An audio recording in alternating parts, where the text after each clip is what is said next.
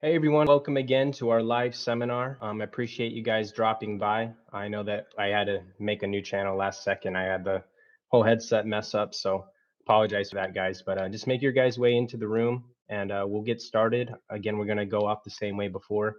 First and foremost, I love this blanket I got. Kuhn sent it to me, compliments of the PAC store. Obviously, I am not a professional streamer, but he sent me a ton of other stuff that I plan to put in the background, put a little more PAC swag in here just so that we feel a little more at home with each other. So again, appreciate you guys dropping by, and we'll just wait for others to jump in here, and we're gonna go off of the chat, pushing our direction of our conversation. I definitely have a couple things I want to talk about. Just giving you guys an update of what has gone on this week in our development room, on our preparation to launch for NFT support, token layer for PAC protocol, etc. We had a really productive week this week, playing around in testnet, issuing tokens with their own supplies, transacting them to different wallets, all that stuff. So it's been really fun for us to finally have that into an active testnet. That's where the fun stuff starts to come out even more, like just seeing how it actually interacts on a network. Again, we have to also always expect, when what you're doing in testnet, it's not always going to be the exact same once you go mainnet. Obviously, because of the sheer size of the different networks, the testnet doesn't have 22,000 plus nodes supporting it. Mainnet does. So, obviously bugs come up, but so far so good. Everything looks beautiful. Not ready for launch at this specific moment, but it's cool that we're finally able to be in a active testnet scenario where different tokens, not just one issuance, not just Yan token, but how I mentioned before, how this is going to be a network where people will be eventually, they will be allowed to issue their own token, their own, issuance, the supply, etc. And then additionally NFT support. So those are two separate things. Yan token, I saw this brought up in I think just a discussion on Twitter, maybe it was Discord, I don't remember exactly. Talking about just the confusion maybe of Yan token, yanDNA, NFTs, just maybe how it's been said or even written. Verbiage might be off or misrepresented or just misunderstood. So I do want to kind of jump into that really quick, just to pure out and explain the difference. Yan token is going to be a token. Like it's a fun, like you can actually send these things. It's a token. People have been reading it as like Yan is going to be the NFT. That's misstated. Especially I was reading in the light paper. That's my fault. Yan token is going to be a token. It's a token that you will be receiving as a Masternode owner for supporting the network.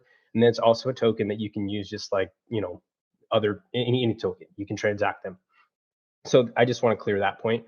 And why it's, I guess, misunderstood or misspoke on our side or whatever the cause, is because we also are doing NFT support. So yes, it's going to be both. You're going to have a token layer. That's what I'm excited about right now. I'm excited about both, but that's what we did this week in testnet, just messing around with that, being able to issue your own token and your own supply for your own project, if that's something you want to do on our network, obviously. But more projects, more better. How cool is that? I'm super excited about that. So but again, just to reiterate, it's not something that's going to be active right at launch, because we do not want to overshadow the first token layer. Like we kind of want to celebrate that a bit and celebrate that with you guys. That Yan token is the first token to be issued because there's a legitimate reason behind it. There's a project, there's a use case, yanDNA, not requiring, but you to be able to reserve data storage using Yan tokens that you earn now from the PAC protocol network when that goes live. So we don't want to overshadow the first token on this token layer, it being Yan token. But eventually it's going to be how we're doing it in testnet right now, where we're issuing different tokens in their own supply and sending them to each other and just making sure it's working. It's going to be a possibility for people to make their own projects, their own supply. And immediately with full support of 22,000 plus nodes, recording all transaction history, full ledger,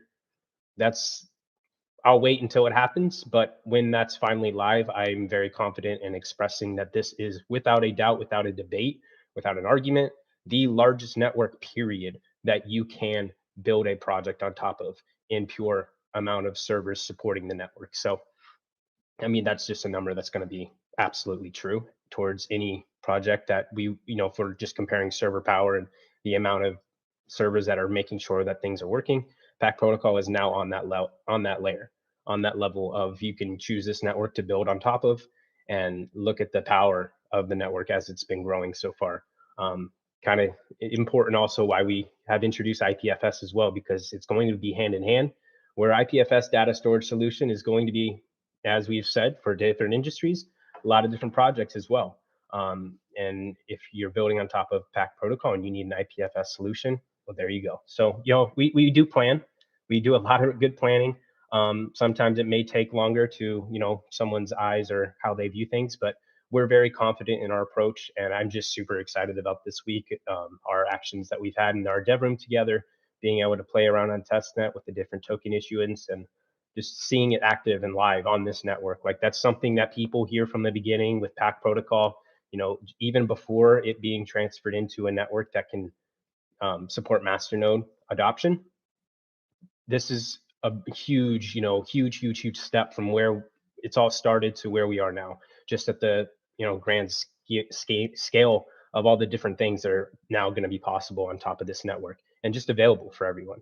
So that was my, exciting week of developmental fun stuff that we've been working on. Also, you guys have probably paid attention to the different updates that have been pushed. Just minor ones. There was one recently for PAC app about a week and a half ago, and then one recently as well for yanDNA. So we have a lot of really cool stuff planned for you guys coming up. Again, announcements will be for actual. I'm sorry, I said yanDNA is an update. yanSafe, my fault. The 2.11 non-mandatory update just fixes bugs and UI changes to make yanSafe easier to use and understand. So again, as different updates get pushed, some of them are going to be, just if you want to update and you've had problems with some bugs and maybe a little bit of UI changes, maybe make it a little easier for you, you might just enjoy it more. A lot of these updates, they're not going to be mandatory, but there are updates that are considered mandatory for them to go into effect for the network. So just to be clear on that, when we say mandatory, it's an update that is requiring network-wide consensus. So if everyone supporting the network enjoys these type of updates and wants these updates to go live and the features that we're trying to offer to everyone, that's when we use the word mandatory update for the network to come to consensus to agree to this, agree to the proposed updates, changes, etc., to the network. So in the event that the masternodes do not update and majority consensus is not met, then the update doesn't happen and we just stick with where we're at. So I just want to also explain the verbiage of why we say mandatory update versus non-mandatory update. Non-mandatory updates means it's just connected to the same network. There's no network changes that you need to be aware of or that have happened, I should say. But there might be small little updates inside the applications or products that we built for you guys that make your life easier or have addressed bugs that have been reported from you guys, the community, or that we have found internally as time goes on with our products live. Yeah, no, definitely. Absolutely. Internal analysis has definitely been done on that. I mean, that's not something that is affecting the overall network at all as far as functionality use. It's, the master node, the amount of nodes that are on our network, all the features are still, being actively, like it's still active. There's nothing being screwed up by that. But yeah, it is a quorum check because if it is a quorum issue because of what we came down to when looking like why is this happening is when you look at Dash's network size compared to our network size, their quorum solution just isn't like the best solution for a network that's a lot bigger, like a lot bigger. Like we're not even 2 times bigger, we're 3 times bigger, we're at least 4 times bigger as far as node count, probably more than that. But it just caused a little bit more of issues with the quorums to where some nodes were not being properly assessed. So that's definitely being addressed. Definitely part of the updates that we plan to be issuing out to everyone.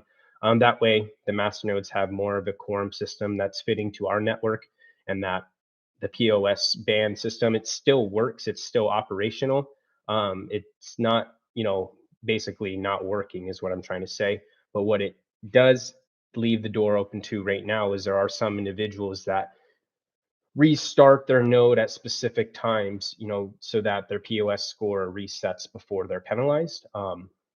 Not a practice that I would obviously recommend, nor is it beneficial to yourself or the network because you're not doing anything. You're just actually spending more time and making it a little more stressful on yourself. But overall, as a whole, if you look at the active count versus the inactive count, that's pretty stable number. It doesn't really change often. I think the last time I looked, it was like 2% inactive.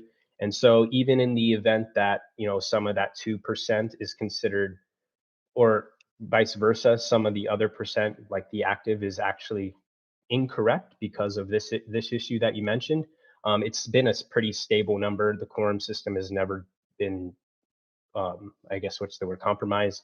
And the network still performs as it performs. The confirmations, the instant send.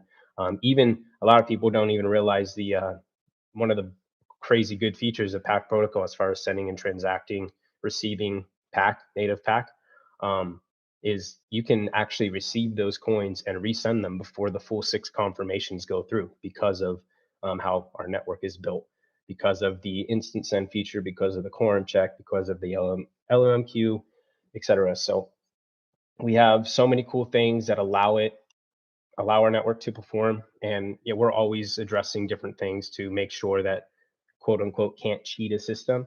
But that's something that you're ultimately always going to be battling in one way or the other. There's always going to be some type of exploitation that someone tries to take advantage of. And even in the attempted, trying to do something, it makes us not pay attention to it because it's just like that's what ultimately what it always comes down to in a decentralized network where you're relying on, people, people to on their own support a network. You're also going to unfortunately have those individuals that people on their own want to do something negative or just try to benefit themselves. So yes, definitely something that we're focused on. Hope I explained that just a little bit. But overall, our network is fully functional, and I have not seen any issues be, brought up by this other than the fact that someone is messing around with their server and doing stuff that allows them to kind of extend their penalty score system. Yeah, I mean, exactly. That's one possible thing that just needs to be experimented on to see if it's even possible in our network. But yeah, that's kind of exactly what I was trying to explain, where you have the deterministic queue still, so you know exactly when you're getting your reward, and then the POS ban system is completely random. That's a possibility. I think that could work. But at the end of the day, it might not just be operational in a network our size. We just have to play around with things like that. But what I'm just trying to get at here is, yes, there are obviously always going to be different things that we can push to this network to improve quality. It's never going to be perfect right at the first. Even this solution that we're talking about right now, we could find a better solution down the road. It's just all about us being able to make sure that the network is operating as advertised. The features that are accessible to everyone. But obviously, to be a part of that, you have to obviously have PAC, or in the future, any token that is part of PAC. So the PAC, I should say. So, as long as the features in the networks are operating and performing right, if a Masternode owner wants to be cheeky, I mean, you're not going to be able to have complete, utter, just, oh, I can control what you do on your server, because I can't. I can't control what you do on your server. Also, by the way, Jacob, I see your comment, biggest node network in the space. One of the biggest. There are other chains out there that have a larger node network per se, that doesn't operate our way, but they do have a large network. I forget the name of them. But one thing that is really cool that I'm very just happy to be a part of, and just it's a historic moment for not just PAC, but just the space in general, is that when this token layer is implemented and pushed, we will be the largest blockchain period that you can build a project on top of. Like, not only the length of like existence, first of all, like PAC's transaction history goes back how many years, and then also the amount of full nodes and servers that are hosting full ledger activity of every token that's on top of this blockchain, including PAC. There is not a bigger network out there than 22,000 plus nodes that you can also build another project on top of. have your own token, have your own supply. And by the way, open to anyone to do. You just have to be able to do it, which there will be steps, and that'll be explained. You need a balance of PAC, obviously, to be able to do this. This will be explained, but it's open to anyone. So that's a statement that I'm going to just love being able to say is absolutely true. Just we are the largest network that you can build a project on top of when this update is fully done. So super cool. Brand awareness campaign, yeah. So we had an event that we were going to attend. Well, I mean, it was. I mean, I can say this actually. It had a lot to do with the Hollywood industry. Very similar to ones that we've done in the past. We were going to specifically be targeting the audience and like bringing them into the space as like white glove service, as NFT, support, et cetera. Explain them PAC, explain all the things that we can do for them, not only PAC protocol, but us as a development company, and introduce them into the blockchain space. That's a way that we've been very successful of just being able to break it down and educate like what blockchain is, not always as a selling point, but just like people need to understand why it is the future. Like it's not going to be this complicated guru, only people know how to use it. Like it's going to be easy. That's why everything that PAC focuses on, our products that we deliver, we want it to be easy. We don't want it to be something that you need to know how to enter 20 digits at, make sure you don't screw up the freaking long address that you have, or just stuff like that. It needs to be easy. Like sending a text message is easy. Like getting on the internet is easy. And so that's what we're like mainly successful in, is being able to have these conversations with these people and show them like this is how it's supposed to be. And you don't need to know how it's working, just like you don't need to know how email technically works. Like some people want to know, which is fine. But eventually, for this to be the next generational technology, it's not going to be something that everyone wants to be educated on or needs to be educated on. It'll be so standardized in our life that it's just easy. It's just normal. So what we had planned, but unfortunately, the event was postponed because of the new variant that is taking over certain areas of the world. The event wasn't postponed actually per se, but it was turned into an online only event. And in our opinion, that just isn't very ROI productive when it comes to like, we want to be face to face with people and actually like talk to them and have them see who we are as people. Online event only kind of stuff definitely messes up that, in my opinion, just makes it a little more complicated to have like conversations with people, especially if it's an open chat room. Like you could just have like people talking over each other, and maybe other people start listening to what you're saying, but it's just not a good setting, in my opinion. So but that doesn't mean that we're slowing anything down. We just change our direction as far as where our marketing's going.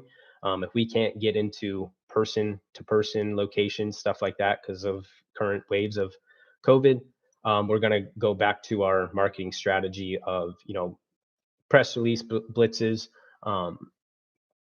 billboard marketing campaigns, getting in locations. Also, obviously targeting specific genres, the ones that we are targeting, which is no secret. Obviously the blockchain industry, but I've talked about e-gaming many of times. That's an industry that we're directly, going to be targeting this year. It's a main focus for us.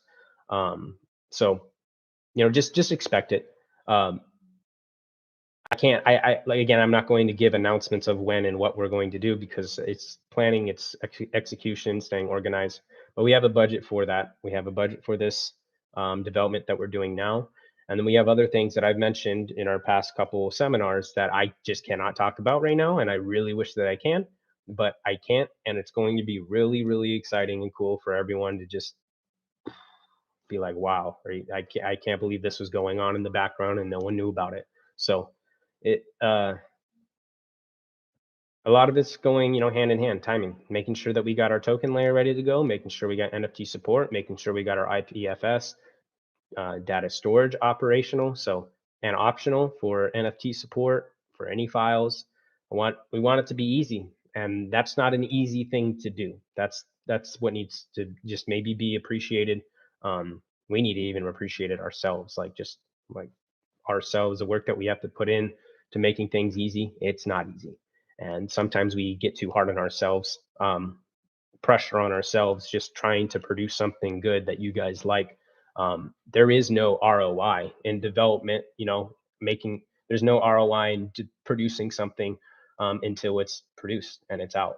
And even then, there's no guarantee. It has to be well liked, well used. And if it's not, well, then we have to figure out another way for us to present something that is useful. But that's why we take time, is because we want to make sure that it is. And so far, the products that we put out, I've seen nothing but good things, and just expect that to continue as we grow, our budgets grow, the different things that we can get involved in, grows or changes. The PAC will always be represented. We are part of the PAC, and you guys are just as part of that PAC as well. So for the NFT aspect, Adonis Crypto, I'm just going to reread your statement/question. For the NFT aspect, is it more ideal to wait until yanDNA is out of beta to include it in the campaign, or are you confident that the full launch will be successful? So two things. One, I think we should take a step back and realize that those are two different things. PAC protocol allowing people to mint NFTs alone is a crazy accomplishment. A year ago, no one part of PAC even thought that NFT support on PAC protocol is even going to come or exist or be possible. That's now here. That's amazing. IPFS yanDNA, that's an optional solution for you to use for backup storage. You're already minting your NFT on the chain. It's already going to be somewhere. But IPFS is offered to be a solution for storage for NFTs, because you can't control the chain. You can't control the chain. I can't control. If Bitcoin could offer NFT support and I upload an NFT to Bitcoin, I have no clue what server that NFT is on. And if that owner of that server decides to go off and that metadata is not stored, is stored, but server's gone, I can't access it anymore. So there are already pitfalls in NFT like NFT minting and making sure that it stays available. That's why you have to make sure that you back up your info, just like it's important you back up your private keys. If you lose your wallet or you lose your password and you don't have a backup to it, you're donezo. Like most of the time, it's very difficult to get it back. Same thing goes with NFTs. That's why yanDNA is an optional solution. So when we push this update for NFT support, you'll be able to do that, and you'll be able to store your NFT anywhere. It doesn't have to be just yanDNA. yanDNA, yes, it's in beta currently, but you can still use it for that usage. It could still be used for you to store your info there. You can even have a backup of it on a USB as well. So we have mentioned that yanDNA, it's beta form. When we take it full live and operational, we do plan, and we can and we will make sure that all the data that is stored on there gets carried over into your account. It's still your account. Like saying like things aren't going to erase. It's just going to basically be a switch of beta to live with the access of other people able to install IPFS on their servers instead of it being solely relied on the current servers that are running IPFS, which are our Masternodes that are owned by individuals of the LLC. So, it just goes hand in hand. But you can always use it. You can use the yanDNA now, store your pictures, files, NFTs, etc. It's available for you to do so right now. There are no NFTs being able to be minted on PAC, but if you were to mint an NFT on another chain, you absolutely can use this product right now to store it. I mean, absolutely. So it's not like completely out of the realm to like not include it in any type of branding or any type of campaign that we run, because they're separate. We can say NFT support now available on PAC protocol, where you can mint your NFT, et cetera, et cetera, et cetera. More info will be coming on this when this update goes out. So you guys will hear more and read more and be like, wow, this is how you do it. Oh, I can actually maybe hint possibly automatically already have it stored into my yanDNA account on Mint. I mean, possibly, we'll see. I'm not going to give you that information now because, like I said, that's going to be coming. But those are two separate things. Being able to mint an NFT and you have yanDNA, if you have a beta account stored over there, once it's live and fully functional and not out of beta, you can do the same thing. And you can do the same thing on other IPFS supportive networks. You can host your NFT on your own little USB drive as backup. So, but you got to remember your NFT is also originally on the chain that you put it on, or at least the data to it. And I do want to make this request. I don't think I'm being too outlandish or unreasonable. I'm doing these videos very frequently, just based off of how active the chat is, or if we don't have a lot to talk about that day, so be it. Like I don't want to waste anyone's time, etc. But I do have one request that I think is pretty easy for all of us to follow. If you have a question, um, ask it in your own tense because you want to. I do not like responding to nor having conversations as like I'm talking to the middleman.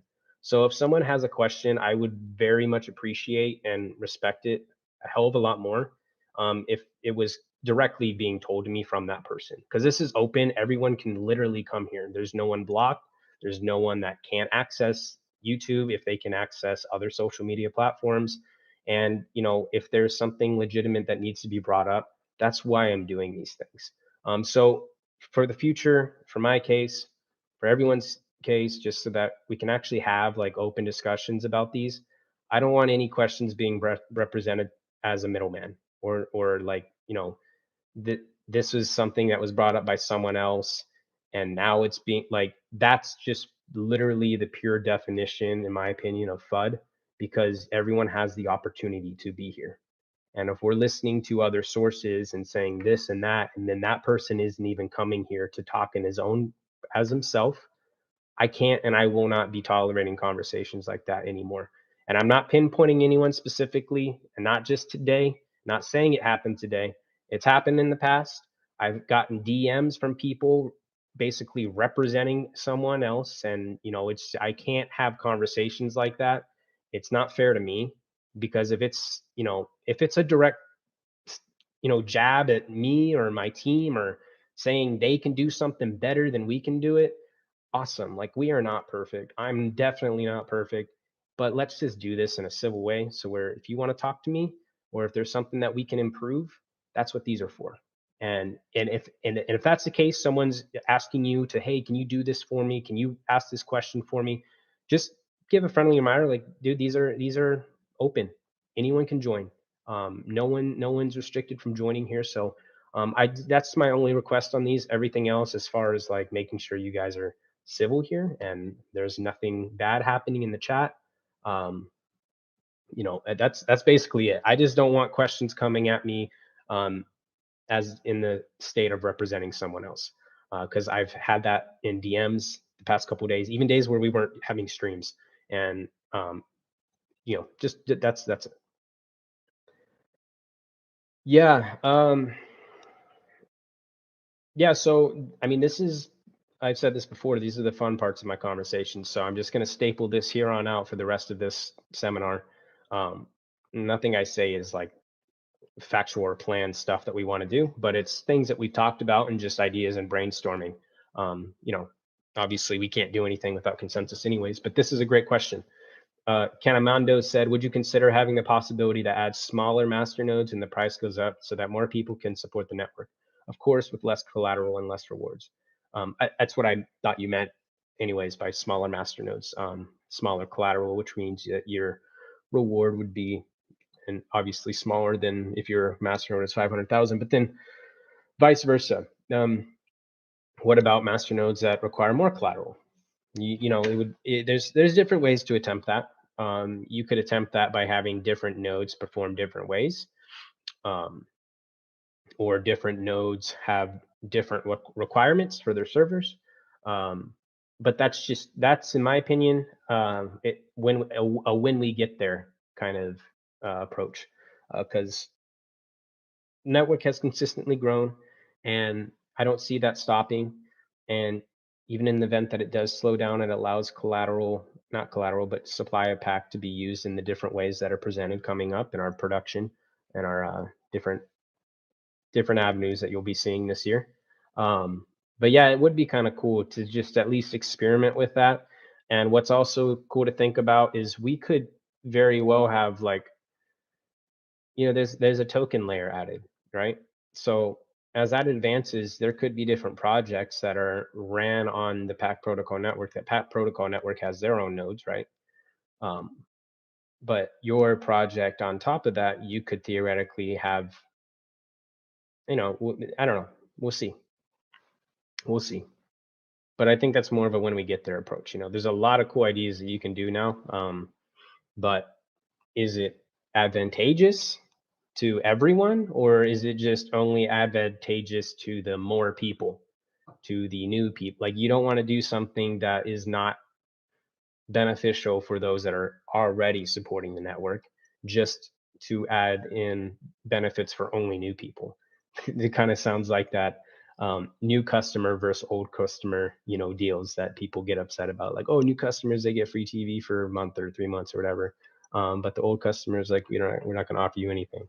So um, they did when you were a new, like when you were originally a new customer, but now that you're here, like, we don't obviously want to start offering things like that on this network, where it's like, oh, you were here forever, and now someone who wants to also help the network at this point can do the exact same thing you did, but at a lower rate, but still the ROI in Retro's term is the same. Like, I don't know, there's a lot of cool ways, a lot of cool things that we can discuss there, but we're just not there yet to start having that debate. It was discussed in the past, probably before a lot of new people joined PAC protocol, but it was discussed in the past, the opposite of what you mentioned, of masternodes being 1 million coins or 2 million coins or 5 million coins. Um, Luckily, we did not do that. I was actually one of the advocates to say do not do that because of reasons like this. If masternodes were 1 million coins each, first of all, I did not want to start taking that. I would never want to do that unless it's still an option to keep the original, because that would literally smack away everyone's masternode if they had one, unless they had two. But that's not fair, in my opinion, to just say, okay, we went to 500K to now 1 million. If you only had one masternode, guess what? Now you're screwed. You don't have a masternode anymore, and you have to go get more PAC. Like, the only way that makes sense to me is if it's, you can still keep your 500K masternode, and here's a reward scheme still. It's the same. We're not going to change it for you. But if you have 1 million, here it is, and it's more. But then that now adds supply. You understand? Because now you're adding another reward scheme to the network that, it's going to change the amount of PAC that is being sent out per block. It wouldn't be the same unless you're hurting one masternode and helping the other, which, then you see how political that can get. It would just be kind of a nightmare, in my opinion, to start introducing that stuff unless you don't mess with the original benefits. Because for PAC, you have 80, you got the masternode rewards, and then you have the amount for POS. If you add any rewards, you're either changing the supply, because now that per block supply is different, or you're changing where the reward's going. You look at it just at a table. You got the masternode reward, the POS reward. I guess you would take, well, I guess the allocation would be coming from the amount of coins that are directed towards Superblock, capable of being paid out in the proposals. But see, that's another thing that maybe people overlook too, is the Superblock is not a guarantee. You have to make a proposal, and it has to be fun. It has to be approved. And it's also, proposals do not have to be the full amount of the Superblock. I mean, it has in the past because of whatever reason, or just the use of PAC or the value of it or whatever. It doesn't matter. You don't have to use all of it. You could, make a proposal for 10,000 PAC, and if that's funded, you get paid out 10,000 PAC. But in the event that every single month that a super block does not get funded, those coins never, ever, ever come into existence, ever. It's basically as if they were there and then the private key got lost, and it just stays within the network. It's just never coming out. So that's a huge way that the supply of PAC is actually, like, it's super deflationary versus, like, the amount that's total, like the 50 billion. Well, look how much PAC per month is available, and if that month is not used, or just half of it or none of it, that is deducted from the total supply that can circulate, because it's gone. It's not going to come back. So that's another way that, if you add another layer, another masternode layer, and you're like, okay, I want it to be 250,000 PAC, and they're going to be rewarded with half the amount of PAC that 500K masternodes get, you would then take that allocation from Superblock and you would put it for that. I mean, one way you can do it, I guess. But then you're now adding to the guaranteed amount of PAC that will be, sent out into the network, adding to the circulating supply that's guaranteed per block, every single block. So, I mean, there's just a lot of things to think about. Oh, absolutely. Absolutely. That sounds a great idea. Maybe we could eventually create an NFT collection rewarded to the masternodes active for 12 months, 24 months. Absolutely. I mean, we're going to have NFT support here. I've mentioned many times our creative team has been expanding. That's part of our brand awareness, and it's going to be a huge factor of when this is up and running and active. We can do so much cool stuff with the community and the active Masternode holders, attach NFT airdrops to these Masternode net node owners' addresses, so that we can, have cool limited edition series of NFTs designed by our creative designers that we bring on to represent the wolf pack, to represent whatever. In the future, have a marketplace for these NFTs to be listed by anyone that has them, and then airdrop them to Masternode owners at a rate that makes sense for whenever, like just to celebrate with the people operating this network. It's cool. And you'll be able to collect your own like digital trading cards or digital PAC cards or whatever you want to call them. That would be awesome. I think that would be a really cool idea. So maybe it's something that happens. That's cool. We definitely have the minds for that. Yep, NFT minting for art and music should be as simple as scanning and saving. I absolutely agree with you. Absolutely. Upload a file, select file, mint as NFT. File is now stored and minted and verified owner. Absolutely. A lot of that can just be done easily with automation. Well, I shouldn't say easily. Like the work to get there isn't easy, but it would be easy for the user. Scan, upload, click mint, pay the fee, done. Don't do any of the work, just click a few buttons. All right, guys. Well, I think we're going to end it there. We're at the 58-minute mark. I appreciate you guys all being here. Thank you, Kuhn, again, for this awesome blanket. I also got some really cool throw pillows. I'm going to try and put like a shelf there, something, like stack them in there. He also hooked me up with all these hats, tons of hats, got some shirts, got some jackets. So I have enough representation for this stream now for PAC Protocol. Even got some mugs. And I got you guys here as well. So perfect. I think we're looking good, and I appreciate you being here. Okay, have a good one.